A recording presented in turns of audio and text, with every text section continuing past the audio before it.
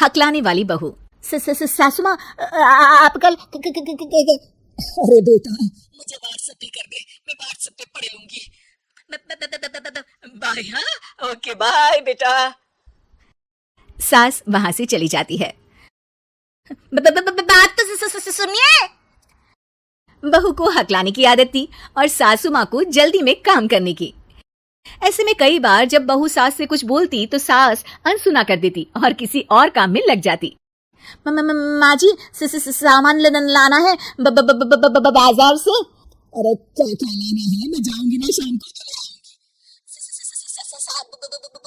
साबुदाना नहीं।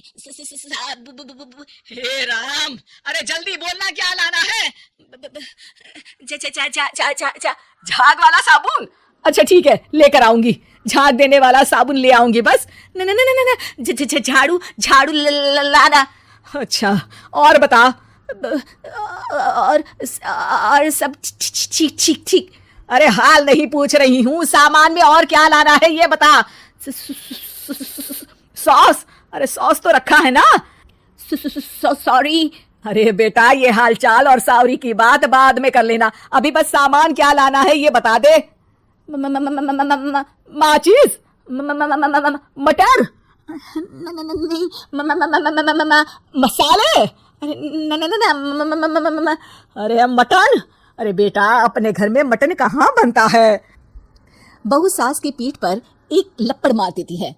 अरे ये क्या बहू, बदतमीज कहीं की। मच्छर था पीठ पे। हाँ, अच्छा है कि गाल पे नहीं था बहू। बाकी सामान माँ जी। अरे रहने दे बहू रहने दे, मैं खुद किचन में जाकर दिखाऊंगी कि क्या क्या सामान लाना है।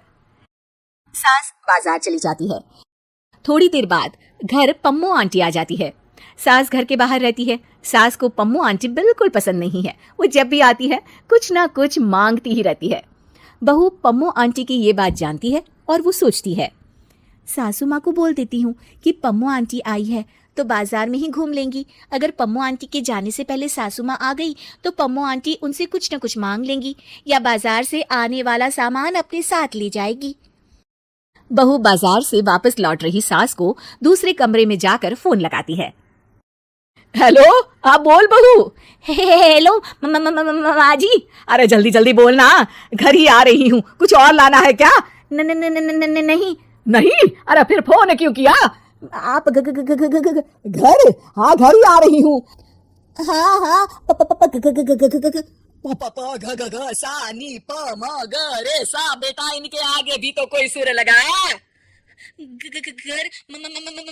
घर में, हाँ घर ही आ रही हूँ, चल बाद में बात करती हूँ। बहू सोचती है, हे भगवान, सासू माँ को बिल्कुल सब्र नहीं है पूरी बात सुनने का।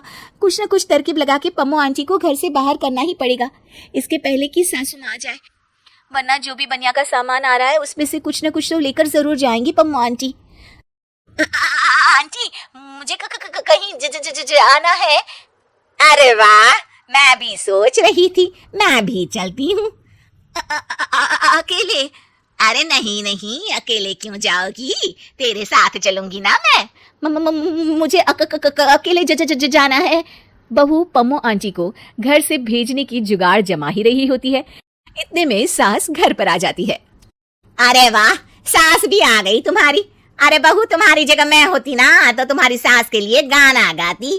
पास मेरे जब घर सास आई तो मुझे सास आई। सास पम्मो को देखकर घबरा जाती है। अरे पम्मो जी। अरे तुम भी हकला गई मुझे देखकर। और ये बैग में क्या लेकर आई हो, जरा दिखाओ तो। बस बहू और सास देखते रह गए और आधे से ज्यादा चीजें पम्मो जी ने अपने लिए पसंद कर ली और घर लेकर गई। बाद में बहू ने बताया कि उसने सास को कॉल इसीलिए किया था ताकि वो घर ना आए, वरना पम्मो आंटी सामान ले जाएगी। सास को बहू की पूरी बात नहीं सुनने पर बहुत पछतावा हुआ। शिक्षा, बोलने से ज्यादा सुनना जरूरी है। सब्र और सहनशीलता से सभी बात सुननी चाहिए, वरना फिर जल्दबाजी में नुकसान ही होता है।